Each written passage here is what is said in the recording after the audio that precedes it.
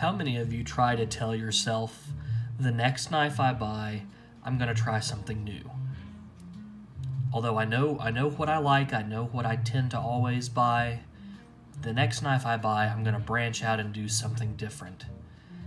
And then you go to the store, you look at different things, and you can't help but want to go back to what is home.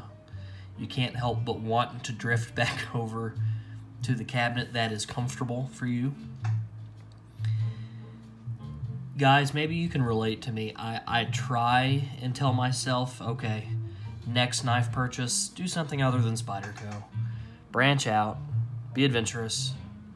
There are a lot of great other knife manufacturers out there, a lot of great brands. And I just can't do it. I try, and I look at other neat things. Benchmade, oh my gosh, what a great company. Some really, really top-end blades are coming out of Benchmade. And I own some Benchmade, and I love them. But I find myself comparing. Same with SOG. A couple SOG blades I like. Not a whole lot, but a couple. CRKT has some innovative stuff. Some of it's a little too out there for my taste, but some neat things coming out of CRKT. ZT. Often I don't have the budget for ZT. I mean, they're cool, but they can be really pricey. I keep coming back to Spyderco just because, for me, it's home.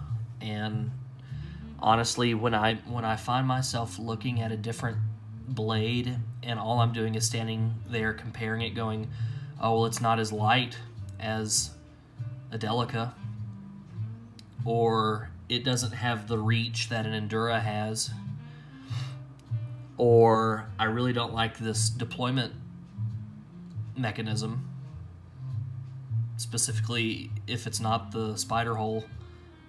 I don't really like it as much.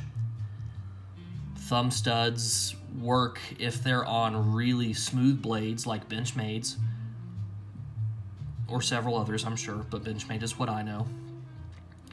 But to me, I keep coming back to Spyderco. It's just, they just keep me happy. I mean, it's what I want.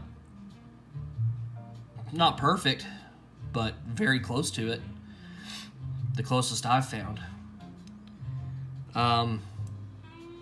Newest addition to the blade collection, the Salt 2. My first Spyderco coated blade.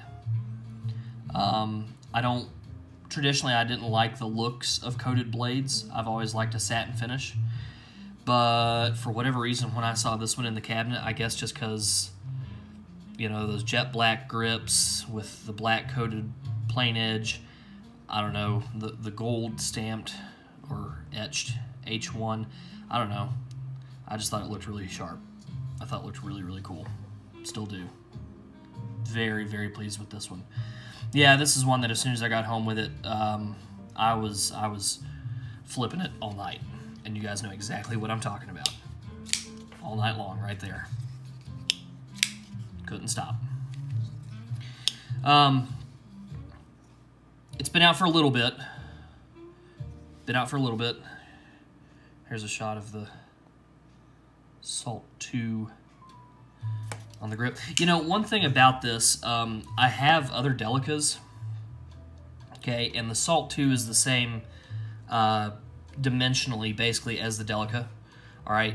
I have other Delicas, and I almost always end up carrying Enduras more than I carry the Delicas, but I honestly think this is going to change that. Specifically with this knife. I'm not saying that I'm going to start carrying those other Delicas more, but I think I will start carrying this Salt 2 more than I would, say, some of my other Enduras. Because it's basically just a rust-proof Delica. So I like that. It's 2 ounces. That's incredible.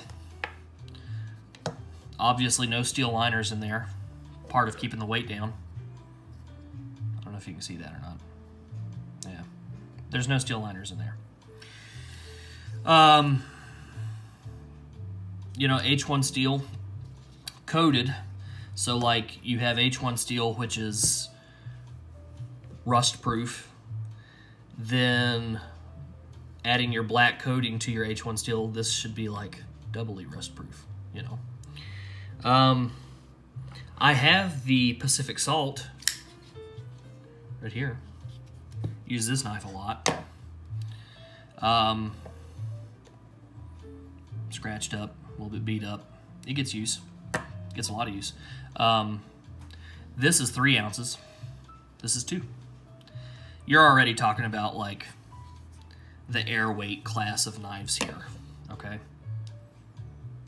Also had this one engraved with my initials. SDW. Yes, my initials stand for South Delta West. Yeah, that's my name. I don't know. I guess it was the black coated blade is what really did it for me. It looks so cool. It looks so cool, and both of these Salt series knives are hollow grind. Okay, to my knowledge, I don't believe they have an FFG version of these. I'm not aware of one. I think if you've got a Salt, it's a hollow grind blade. This is ambi carry, as well as tip up or tip down, so that's cool. There are people out there who carry tip down. I don't know who they are. It's like the same people who, like, you talk to people about like something like McDonald's, and everyone wants to knock McDonald's and be like, oh, that's so gross, and I don't ever eat there, and that food's terrible. Yeah, well, they're serving billions of people every year. Somebody's eating there and not telling the truth. I eat at McDonald's. It's delicious. Some people carry tip down, okay? Not me. Maybe some of you. But it's cool to have the option. Ambidextrous, tip up, tip down. On the original Pacific Salt, that's not an option. It's ambi carry. Okay, I took the clip off of this one just for slimness. But it is ambi carry, but you can't carry tip down. Okay, it's tip up only. Not much else about it. This is a really short little review. It's a great blade. It feels great in the hand. The H1 steel, if you're not already aware of this, basically what they're doing is they're introducing nitrogen instead of carbon into the blade material. Okay, and that nitrogen is where you get your rust resistance by adding nitrogen instead of using carbon. Okay, so just a neat little short review of the Salt 2. Really nice little knife. Great for detailed work or, you know, for a defensive blade. Is it the best out there? No. Blade a little bit small for that, but hey, you still got a wickedly sharp blade with you. So, hope you enjoyed it. Let me know if any of you guys have the Salt 2 and what you think about it. We'll see you next time, guys.